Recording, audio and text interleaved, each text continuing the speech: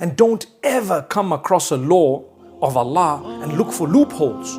Look for loopholes and try and find, well, I found one scholar somewhere in the corner of a certain island who says, well, it is permissible. So anyway, I follow that ruling.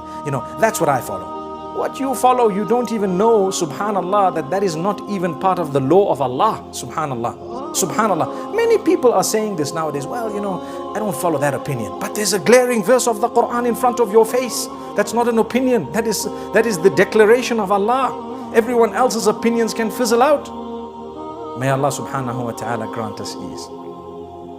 Well, obviously each person deep down will have to make his choice, and he will have to answer to Allah indeed.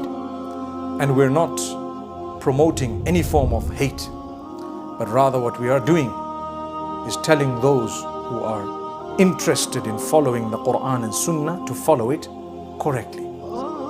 Telling those who are interested in turning back to Allah to turn back sooner rather than later. Strengthen yourself.